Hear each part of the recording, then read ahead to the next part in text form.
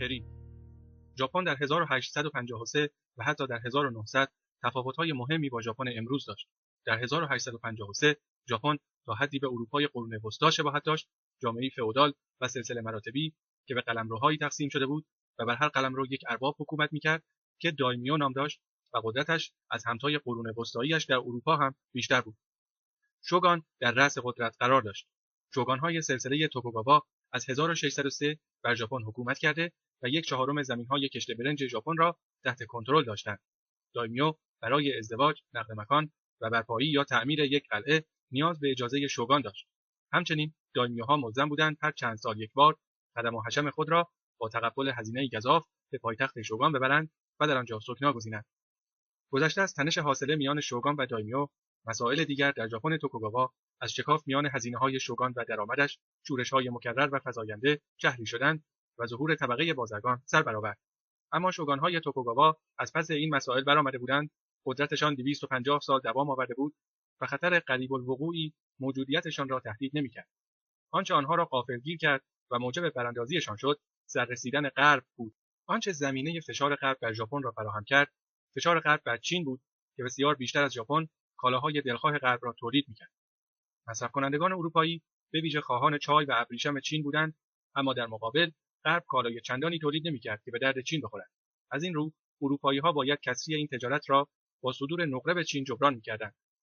تاجران بریتانیایی به سرشان زد که برای حفظ ذخایر نقره خود از هند تریاک ارزان به چین بفرستند و زیر قیمت تریاک موجود در چین به آنها بفروشند. خیر، سیاست تریاک بریتانیا یک افترای غرب ستیزانه من درآوردی نیست. این یک امر واقعی بود و کسی که می‌خواهد رفتار چین مدرن با غرب را درک کند، باید آن را به یاد داشته باشد. طبیعتاً پاسخ حکومت چین این بود که تریاک را تهدیدی برای سلامت اعلام کند، وارداتش را ممنوع کند و از قاچاقچیان اروپایی که با کشتی‌هایشان در ساحل چین لنگر می‌انداختند، بخواهد هرچه تریاک جاسازی کرده‌اند تسلیم کنند. بریتانیا پاسخ چین را محدودیتی غیرقانونی برای تجارت عنوان کرد و به آن معترض شد. نتیجه جنگ تریاک بین بریتانیا و چین در سالهای 1839 تا 1842 بود که نخستین زورآزمایی نظامی جدی میان چین و غرب به حساب می‌آمد. علی‌رغم اینکه چین بسیار بزرگتر و پرجمعیت‌تر از بریتانیا بود، اما نیروی دریایی و زمینی بریتانیا بسیار تجهیز شده‌تر و آموزش دیده‌تر از چین بودند. چین شکست خورد و مجبور به اعطای امتیازات تحقیرآمیز، پرداخت غرامات سنگین و امضای معاهداتی شد که حق تجارت در 5 بندرگاه چین را به بریتانیا واگذار می‌کرد. سپس نوبت فرانسه و ایالات متحده بود که همین امتیازات را از چین نصیب خود کنند.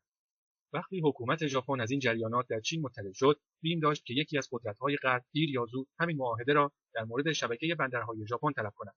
این بیم در سال 1853 و به دست ایالات متحده به حقیقت پیوست. اینکه چرا میان قدرت‌های غرب این ایالات متحده بود که بران شد علیه ژاپن دست به کار شود، حمله او به مکزیک و فتح کالیفرنیا در 1848 و به دنبال آن کشف طلا در آن ناحیه بود که باعث رشد انفجاری عبور و مرور کشتی‌های آمریکا در سواحل اقیانوس آرام شد. عرصه کشتی‌های تجارتی و صید نهنگ آمریکا نیز در اطراف اقیانوس آرام افزایش یافت. ناگزیر برخی از این کشتی‌های آمریکایی دچار سانحه می‌شدند، برخی از این سوانح در نزدیکی آب‌های ژاپن رخ می‌داد و عده‌ای از ملوانان سر از ژاپن درمی‌آوردند، جایی که بنابر سیاست‌های انزواطلبانه ژاپن توکوگاوا کشته یا بازداشت می‌شدند. اما ایالات متحده خواستار آن بود که به آن ملوانان کمک شود، از آنان حفاظت به عمل آید و کشتی‌های آمریکایی بتوانند در ژاپن زغال سنگ بخرند. از این رو پرزیدنت میلارد فیلمور دریادار متیو پری را با ناوگانی از 4 کشتی به ژاپن فرستاد، از جمله 2 کشتی بخار جنگی را که برتری بی‌حدی نسبت به تمام کشتی‌های ژاپن در آن زمان داشتند. ژاپن نه کشتی بخار داشت و نه حتی موتورهایی که با نیروی بخار کار کنند. پری در 8 ژولای 1853 ناوگانش را ناخوانده به خلیج ادو روانه کرد که امروز خلیج توکیو خوانده می‌شود. از دستور ژاپنی‌ها مبنی بر ترک ژاپن امتناع کرد، تقاضانامه پرزیدنت فیلمور را تحویل داد و اعلام کرد سال آینده برای گرفتن پاسخ باز می‌گردد.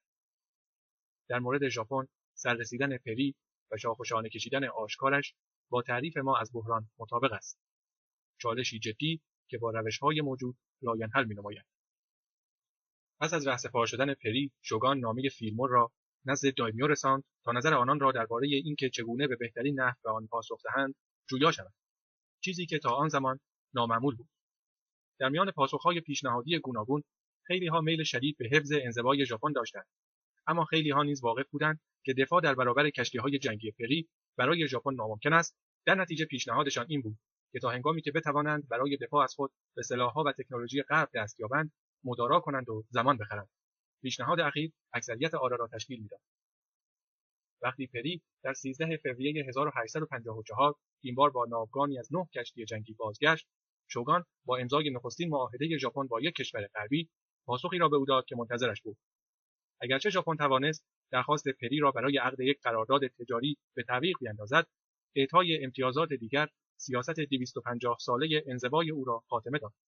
این توافقنامه حق لنگراندازی را در 2 بندر ژاپن به کشتی‌های آمریکا واگذار کرد، با استقرار کنسولگری آمریکا در یکی از این بندرگاه‌ها موافقت کرد و پذیرفت که بنابر انسانیت به ملوانان آمریکایی که کشتی‌هایشان دچار سانحه شده یاری رساند.